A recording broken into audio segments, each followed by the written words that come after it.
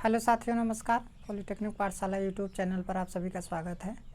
Electrical machine first में जो है कंस्ट्रक्शन आपको पढ़ाया जा रहा है। अब कंस्ट्रक्शन का अगला पार्ट पढ़ाएंगे आपका ट्रांसफार्मर टैंक। ठीक है, तो ट्रांसफार्मर टैंक के बारे में आपको अच्छे तरीके से बताएंगे। जो देखिए, ट्रांसफार्मर का जो सबसे बाहरी पार्ट होता है वो ट्रांसफार्मर का क्या होता है, टैंक होता है। ठीक है, तो ट्रांसफार्मर का जो हमारा टैंक होता है वो टैंक हमारा स्टील या माइल्ड स्टील का क्या होता है, बना होता है। ठीक है, ट्रांसफार्मर के टैंक में ही उसका ट्रांसफार्मर का कोर और ट्रांसफार्मर की बाइंडिंग को क्या किया जाता है, रखा जाता है। अर्थात ट्रांसफार्मर कोर और बाइंडिंग को क्या करता है, बेस प्रदान करता है। तथा ट्रांसफार्मर का जो टैंक होता है, ट्रांसफार्मर का टैंक कोर और बाइंडिंग को बेस प्रदान करता है।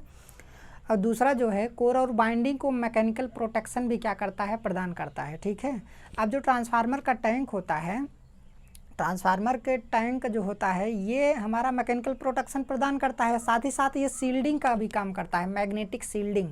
मतलब बाहर का कोई भी अनवांटेड मैग्नेटिक फील्ड या इलेक्ट्रिक फील्ड जो है हमारे ट्रांसफार्मर के टैंक के अंदर रखे कोर और वाइंडिंग को जो है डिस्टर्ब नहीं करेंगे। ठीक है, और अंदर का जो भी मैग्नेटिक फ्लक्स है वो बिल्कुल बाहर नहीं जाएगा। तो ये सब काम किसका है, ट्रांसफार्मर टैंक का है। तो ये किसका बना होता है, माइल्ड स्टील या फिर स्टील का बना होता है।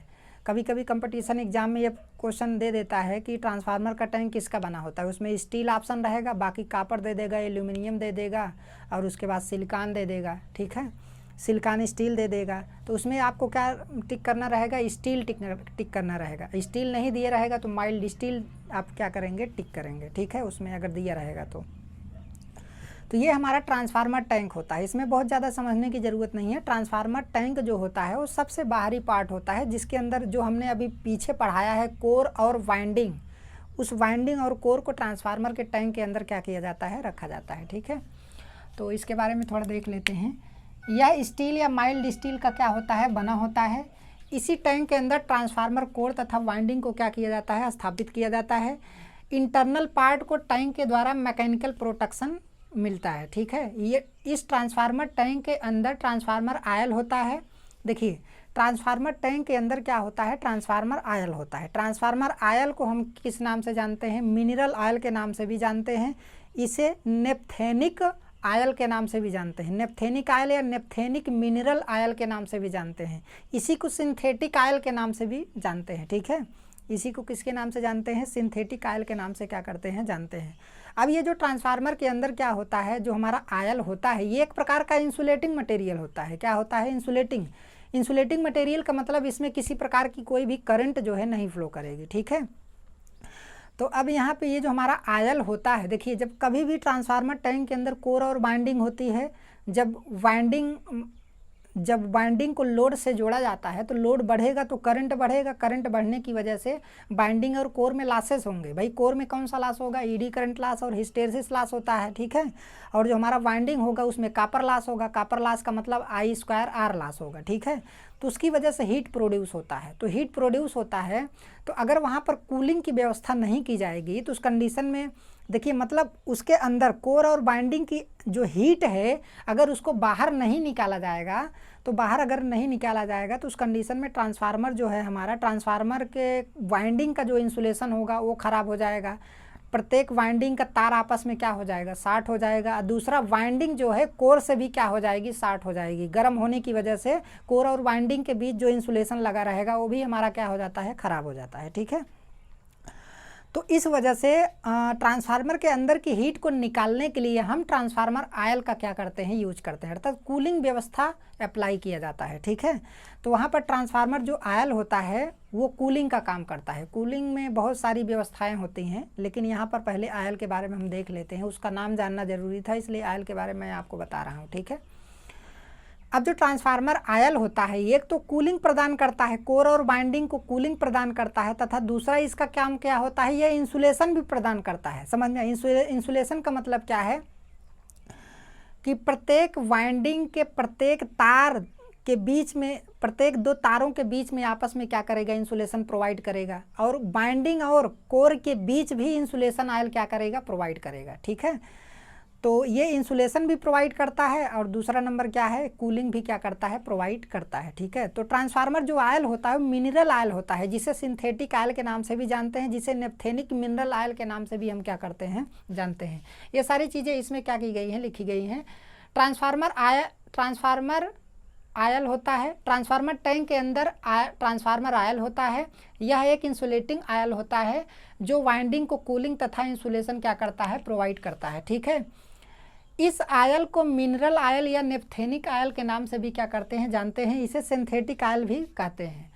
अब उसके बाद क्या है, कंजर्वेटर है। कंजर्वेटर देखिए, कंजर्वेटर क्या होता है, एक प्रकार का सिलेंडर होता है, एक प्रकार का सिलेंडर होता है जो ट्रांसफार्मर के मेन टैंक के ऊपर लगा होता है। आप लोग देखे होंगे, बाहर जाते होंगे रास्ते में, कहीं भी ट्रांसफार्मर वगैरह लगा होता है, बड़ा बड़ा ट्रांसफार्मर, तो वहाँ पर क्या होता है, ट्रांसफार्मर के टैंक के अंदर एक अलग से टैंक ऊपर लगा होता है जिसे कंजर्वेटर टैंक बोलते हैं।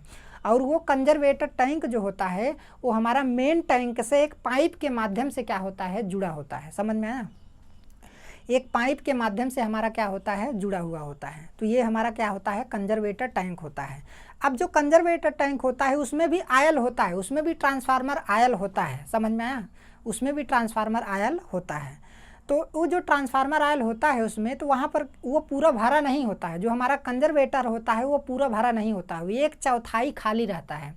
और कंजर्वेटर के पूरे सिलेंडर में 1/4 भाग में एयर होता है, ड्राई एयर होता है, और बाकी जो भाग बच रहा है 1/4 मतलब 3/4 भाग में क्या होता है, ट्रांसफार्मर आयल होता है। ठीक है, अब ऐसा क्यों होता है ये चीज़ आगे आपको बताया जाएगा। देखिए होता क्या है कि जब ट्रांसफार्मर पे लोड क्या होता है, बढ़ता है, तो ट्रांसफार्मर के अंदर जब लोड बढ़ता है, मेन टैंक की मैं बात कर रहा हूँ, जब ट्रांसफार्मर के अंदर जब लोड बढ़ता है तो करंट बढ़ेगा, तो वहाँ पर उसमें वाइंडिंग और कोर में क्या होता है, लॉसेस होता है। लॉसेस की वजह से हीट प्रोड्यूस होगा। तो हीट को जब आयल उसमें आयल भी है तो आयल क्या होगा, गर्म हो जाएगा। आयल जब गर्म होगा तो जाहिर सी बात, देखिए हीट को क्या करेगा, वाइंडिंग और कोर जो है अपनी हीट का ट्रांसफ़र किसको करेंगे, आयल को करेंगे। तो आयल हीट को लेकर के गर्म हो जाएगा। जब आयल गर्म हो जाएगा तो आयल एक्सपेंड करेगा, आयल फैलेगा, अर्थात ट्रांसफार्मर के टैंक में आयल का लेवल क्या हो जाएगा, बढ़ जाएगा। जब ट्रांसफार्मर के टैंक में आयल का लेवल बढ़ जाएगा तो आयल पाइप के माध्यम से किस में चला जाएगा, भाई बढ़ा हुआ आयल पाइप के माध्यम से किस में जाएगा, वो कंजर्वेटर में चला जाएगा। क्यों, क्योंकि वहाँ पर 1/4 जगह क्या है, खाली है। तो उस 1/4 जगह में हमारा आयल क्या हो जाएगा, चला जाएगा। और वहाँ पर जो एयर है, वहाँ पर एयर क्या हो जाता है, बाहर निकल जाता है। समझ में आया। और वो एयर किसके माध्यम से बाहर निकलता है, ब्रीदर के माध्यम से बाहर निकलता है। भाई मतलब कंजर्वेटर टैंक से जो है एक ब्रीदर जुड़ा होता है। कंजर्वेटर टैंक से क्या जुड़ा होता है, एक ब्रीदर जुड़ा होता है। ठीक है, तो उस ब्रीदर के माध्यम से उसके अंदर जो एयर होता है वो बाहर निकल जाता है, और उस एयर का स्थान कौन ले लेता है, उस एयर का स्थान हमारा आयल ले लेता है। ठीक है, तब भी थोड़ा खाली ही रहता है, लेकिन और एयर निकल जाता है, थोड़ा बहुत उसमें बचा रहता है। तो इसलिए कंजर्वेटर क्या किया जाता है, लगाया जाता है। अब दूसरी बात क्या है, अब दूसरी बात यह है कि जब लोड कम होगा, जब लोड कम होगा तो करंट कम होगा, तो लॉसेस क्या होंगे, कम होंगे। जब लॉसेस कम होगा तो ट्रांसफार्मर का आयल क्या हो जाएगा, ठंडा होगा। भाई उतना गर्म नहीं होगा, मतलब ट्रांसफार्मर का आयल क्या हो जाएगा, ठंडा होगा। जब आयल ठंडा होगा या फिर ठंडी के समय में लोड कम रहता है तो उस कंडीशन में आयल क्या होगा, सिकुड़ेगा। जब आयल सिकुड़ेगा तो उसका वॉल्यूम कम हो जाएगा। जब उसका वॉल्यूम क्या हो जाएगा, कम हो जाएगा। पर देखिए लोड बढ़ने की कंडीशन में आयल का वॉल्यूम बढ़ता है और लोड घटने की कंडीशन में वॉल्यूम कम होता है। तो ट्रांसफार्मर के टैंक में आयल का लेवल क्या हो जाएगा, कम हो जाएगा। जब ट्रांसफार्मर के टैंक में आयल का लेवल कम हो जाएगा तो कंजर्वेटर में जो टैंक पहले, जो कंजर्वेटर टैंक में जो तेल पहले एक्स्ट्रा गया था, अब वो तेल किस में आ जाएगा, ट्रांसफार्मर के टैंक में आ जाएगा। जब ट्रांसफार्मर के टैंक में वो तेल फिर आ जाएगा तो ट्रांसफार्मर के टैंक में आयल का लेवल क्या रहता है, मेंटेन रहता है। तो इससे क्या सीख मिली, इससे यह सीख मिली कि जो हमारा कंजर्वेटर टैंक है वो किस चीज़ का ध्यान दे रहा है, ट्रांसफार्मर के अंदर तेल के लेवल को क्या करना है, उसे मेंटेन करना है।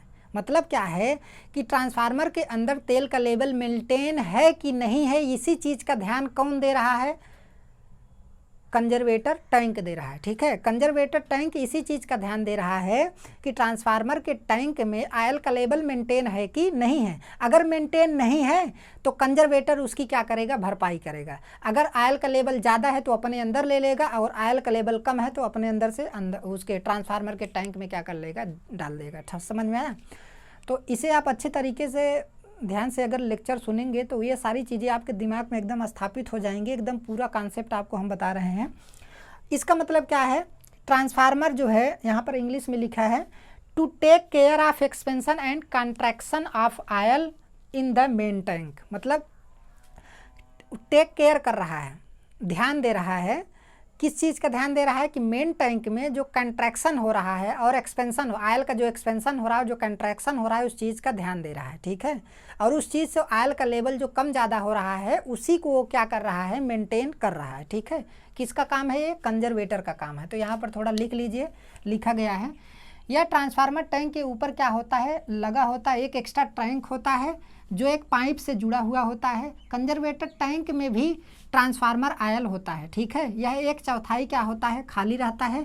जब ट्रांसफार्मर में लोड बढ़ता है तो ट्रांसफार्मर आयल गर्म हो जाता है, जिससे ट्रांसफार्मर टैंक का आयल एक्सपेंड हो जाता है। एक्सपेंड मतलब फैलेगा, उसका वॉल्यूम बढ़ जाएगा। ठीक है, जिससे ट्रांसफार्मर टैंक में आयल का लेवल बढ़ जाता है और यह बढ़ा हुआ आयल कंजर्वेटर टैंक में चला जाता है। जब ट्रांसफार्मर पर लोड कम होता है, जब ट्रांसफार्मर पर लोड क्या होता है, कम हो जाता है, तो लॉसेस कम होने के कारण जो है हीट कम प्रोड्यूस होगा। इसलिए ट्रांसफार्मर टैंक में आयल क्या होता है, आयल का कंट्रैक्शन होता है, मतलब आयल सिकुड़ेगा, जिससे मेन टैंक में आयल का लेवल क्या हो जाता है, कम हो जाएगा। भाई आयल सिकुड़ेगा तो उसका वॉल्यूम कम होगा, जिससे आयल का लेवल क्या हो जाएगा, मतलब कम हो जाएगा। तो उस कंडीशन में आयल का लेवल कम हो जाता है।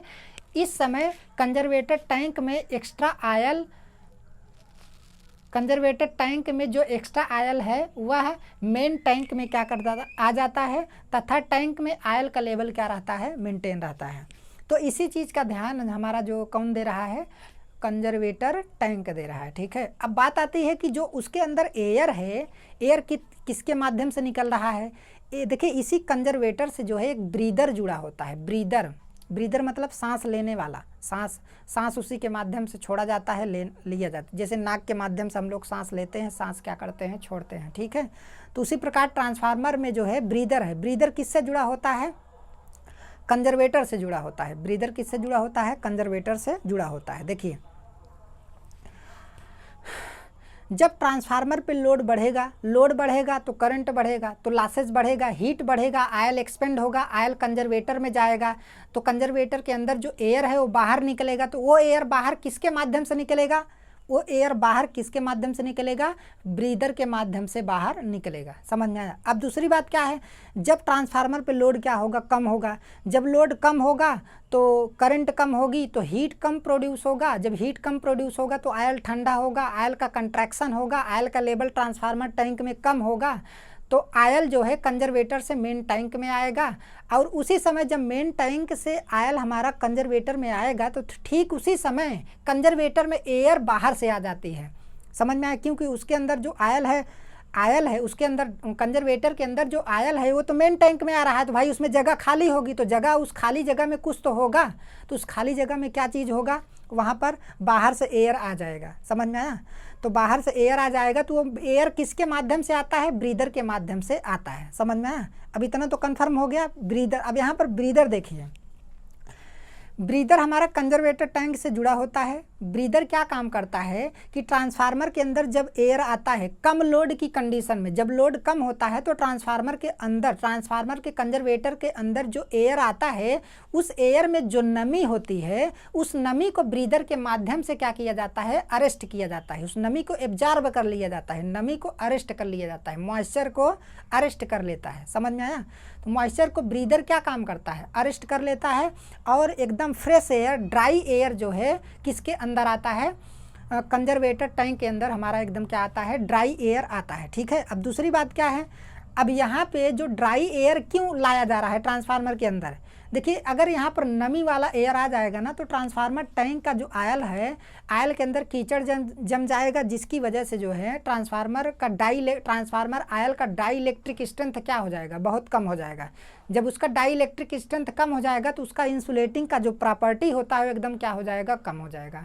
तो इंसुलेटिंग प्रॉपर्टी उसकी क्या हो जाएगी, नष्ट हो जाएगी। फलस्वरूप उस ट्रांसफार्मर आयल में भी क्या फ्लो होने लगेगा, करंट फ्लो होने लगेगा, जिससे ट्रांसफार्मर हमारा क्या हो जाएगा, खराब हो जाएगा। ठीक है, तो यही काम होता है क्या, ब्रीदर का। अब ब्रीदर के अंदर क्या होता है, देखिए अब जो ब्रीदर होगा, ब्रीदर के अंदर क्या होता है पहले मैं समझा लूँ, उसके बाद मैं फिगर बना के आपको समझाऊंगा। ठीक है, ब्रीदर के अंदर जो होता है, देखिए फिगर तो आपके दिमाग में बन रहा होगा क्योंकि बहुत सारा ट्रांसफार्मर आप देखे हैं। अब मैंने कंजर्वेटर बताया है आपको, वैसे इंडिकेशन दिया है कि ट्रांसफार्मर के टैंक के ऊपर लगा होता है, उससे वो जुड़ा होता है, उससे वो जुड़ा होता है। ठीक है, अब यहाँ पर जो हमारा ब्रीदर है, ब्रीदर के अंदर जो है सिलिका जेल होता है। ब्रीदर के अंदर क्या होता है, सिलिका जेल होता है। सिलिका जेल क्या होता है, सिलिका जेल जो है एक रासायनिक पदार्थ है। जब सिलिका जेल शुद्ध होता है, मॉइस्चर को अरेस्ट करने की कंडीशन में होता है, तो वो ब्लू कलर का होता है। समझ में आया, वो ब्लू कलर का होता है। और जब सिलिका जेल हमारा क्या हो जाता है, ख़राब हो जाता है, तो वो पिंक कलर का हो जाता है। वो किस कलर का हो जाता है, पिंक कलर का हो जाता है। जब सिलिका जेल ख़राब हो जाता है तो वो मॉइस्चर को बिल्कुल अरेस्ट नहीं कर पाता है। समझ में आया, तो उस समय सिलिका जेल को हमें क्या करना होता है, बदलना होता है। लेकिन यदि सिलिका जेल खराब हो गया है और वो पिंक कलर का हो गया है, जब खराब हो जाएगा तो वो पिंक कलर का हो जाएगा, जब सही रहता है तो वो ब्लू कलर का होता है। अगर उस पिंक कलर के सिलिका जेल को 150 डिग्री सेंटीग्रेड पर अगर हम गर्म कर दें तो वो फिर ब्लू कलर में आ जाएगा और वो मॉइस्चर को अरेस्ट करने की कंडीशन में क्या हो जाएगा, आ जाएगा। ठीक है, तो ये सिलिका जेल के अंदर क्या होती है, क्वालिटी होती है। ख़राब हुए सिलिका जेल को 150 डिग्री सेंटीग्रेड तक अगर हम गर्म करेंगे तो वो ब्लू कलर में फिर कन्वर्ट हो जाएगा और वो फिर मॉइस्चर को अरेस्ट करने की कंडीशन में आ जाता है। ठीक है, तो यहाँ पर हालांकि ये चीज़ नहीं लिखे हैं, लेकिन इस चीज़ को आपको अपने आप से क्या कर लेना है, लिख लेना है।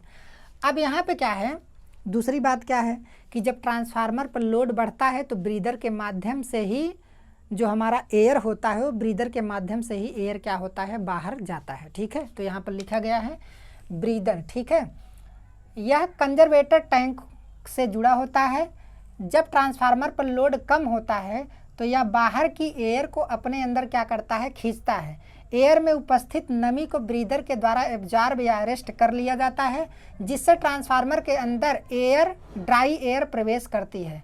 जब ट्रांसफार्मर पर लोड बढ़ता है तो यह एयर ट्रांसफार्मर के कंजर्वेटर टैंक से बाहर निकल जाती है। ट्रांसफार्मर के अंदर एयर ब्रीदर के माध्यम से आती है तथा ट्रांसफार्मर के अंदर की एयर ब्रीदर के माध्यम से बाहर निकलती है। ठीक है, ब्रीदर में क्या होता है, सिलिका जेल होता है।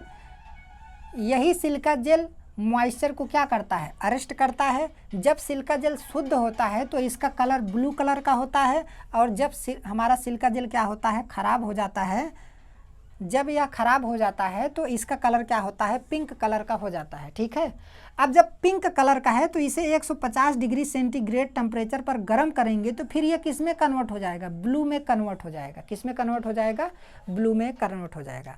और एक चीज़ और लिख लेना है कि यदि मॉइस्चर वाला एयर ट्रांसफार्मर टैंक के अंदर पहुंच गया तो वो ट्रांसफार्मर के आयल के डाई इलेक्ट्रिक स्ट्रेंथ को क्या कर देगा, मतलब ट्रांसफार्मर के आयल का जो इंसुलेटिंग प्रॉपर्टी है उसको नष्ट कर देगा, उसके डाई इलेक्ट्रिक स्ट्रेंथ को क्या कर देगा, कम कर देगा। ठीक है, तो इसको हम लिख दे रहे हैं।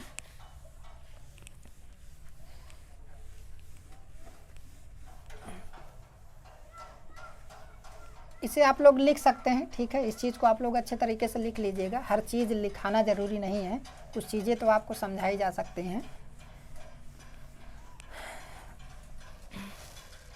जैसे ये हमारा क्या है, मेन टैंक है। ये हमारा क्या है, मेन टैंक है। इसी के अंदर कोर और वाइंडिंग को क्या किया गया है, रखा गया है। इसी के अंदर कोर और वाइंडिंग को रखा गया है। ठीक है, ये हमारा क्या है, कोर है और ये हमारा क्या है, वाइंडिंग है। ये हमारा क्या है, वाइंडिंग है। और यहाँ से क्या है, एक पाइप लगी होती है, एक पाइप क्या होती है, लगी होती है। और इतना बड़ा इसमें क्या होता है, एक सिलेंडर होता है। ठीक है, इतना बड़ा क्या होता है, सिलेंडर होता है। और इसी को कंजर्वेटर बोलते हैं, इसी को कंजर्वेटर बोलते हैं। ठीक है, अभी इसमें बहुत सारी चीज़ें समझानी है। अब यहाँ पे क्या है, ये जो हमारा सिलेंडर है, इसी सिलेंडर से क्या होता है, सिलिका जेल जुड़ा होता है, मतलब ब्रीदर जुड़ा होता है। यहाँ पर ऐसे क्या होगा, एक ब्रीदर होगा, एक ब्रीदर। यहाँ पर क्या है, एक आयल का छोटा सा टैंक होता है, एक आयल का क्या होता है, छोटा सा टैंक होता है। यहाँ पर एक आयल का क्या होता है, छोटा सा टैंक होता है, और इसमें क्या होता है, ब्रीदर होता है। इसमें क्या होता है, ब्रीदर, मतलब ये हमारा पूरा ब्रीदर है, एक कंजर्वेटर है और ये क्या है, ब्रीदर है, ये क्या है, ब्रीदर है, ठीक है। और इसके अंदर क्या है, सिलिका जेल है, इसके अंदर क्या है, सिलिका जेल, सिलिका जेल। आप लोग अच्छा फिगर बनाइएगा, और फिगर बनाने की उतनी ज़्यादा ज़रूरत नहीं है, बस किताबों में फिगर है तो उसको आपको समझना है, ढेर के छापने की ज़रूरत नहीं है। जो कॉन्सेप्ट आपको भूलने की आदत हो, जो कॉन्सेप्ट आप सोच रहे हैं कि भूल सकते हैं, तो उसे आप नोट कर लीजिए अच्छे तरीके से। अब ये तो मैं समझाने के लिए आपको बता दे रहा हूँ। अब यहाँ पे ये क्या है, हमारा सिलिका जेल है, ठीक है। ये बीच में ये जो भरा गया है सिलिका जेल है, ब्लू कलर का होता है। अब यहाँ पे क्या है कि इसके नीचे एक आयल टैंक होता है, ब्रीदर के नीचे एक आयल टैंक होता है। आयल टैंक का क्या काम होता है कि एयर के अंदर जो धूल के कण होते हैं उसको क्या करता है, एब्जॉर्ब करता है। समझ में आया, उसको क्या करता है, एब्जॉर्ब करता है। और उसके बाद विदाउट धूल वाली एयर जो है सिलिका जेल के अंदर जाती है, और उसके अंदर जो नमी होती है, जो वाटर के कण होते हैं, उसको एब्जॉर्ब कर लेता है, और ट्रांसफार्मर के इस कंजर्वेटर में एकदम फ्रेश एयर, ड्राई एयर क्या करती है, प्रवेश करती है, ठीक है। और यहाँ से ये हमारा मेन टैंक है, और इस मेन टैंक से एक पाइप के माध्यम से हमारा कंजर्वेटर क्या होता है, जुड़ा हुआ होता है, ठीक है। तो आज का क्लास यहीं तक, और वीडियो को आप लोग ज़्यादा से ज़्यादा शेयर कीजिए, और ज़्यादा से ज़्यादा लोग देखेंगे तो मेरा कॉन्फिडेंस बढ़ेगा। मैं कंटेंट बहुत आप लोगों को अच्छा दूंगा, बस शेयर कीजिए आप, ठीक है। ज़्यादा से ज़्यादा लोग वीडियो को क्या करें, देखें। धन्यवाद।